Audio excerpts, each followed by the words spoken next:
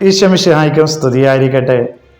ഈശോ മിശിഹായിൽ സ്നേഹിതരെ, ഇന്ന് വചന വിചിന്തനത്തിനായിട്ട് തിരുസഭ മാതാവ് നമുക്ക് നൽകുന്ന സുവിശേഷ ഭാഗം വിശുദ്ധ ലൂക്കായുടെ സുവിശേഷം 11-ാം അധ്യായം അതിൻ്റെ 5 മുതൽ 13 വരെയുള്ള തിരുവചനങ്ങളാണ്. ഇവിടെ യേശുനാഥൻ പറയുന്നത്, ചോദിക്കുവിൻ നിങ്ങൾക്ക് ലഭിക്കും, അന്വേഷിക്കുവിൻ നിങ്ങൾ കണ്ടെത്തും, മുട്ടുവിൻ നിങ്ങൾക്ക് വേണ്ടി തുറക്കപ്പെടും.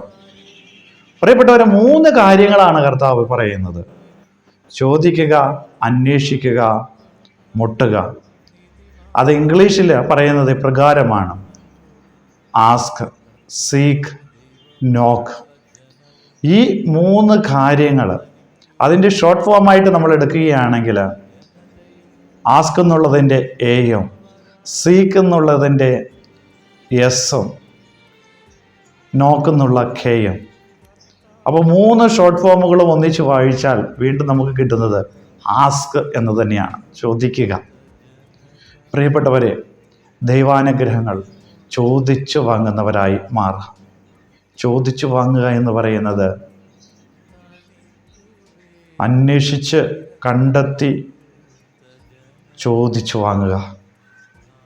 അതായത് ഈ ചോദിച്ചു വാങ്ങുക, അന്വേഷിക്കുക, മുട്ടുക എന്നൊക്കെ പറയുന്നത് പ്രാർത്ഥന തന്നെയാണ്.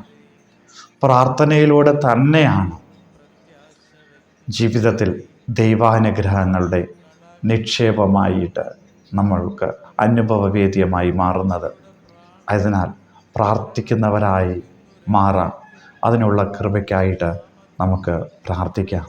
ദൈവം നിങ്ങളെല്ലാവരെയും സമൃദ്ധമായി അനുഗ്രഹിക്കട്ടെ.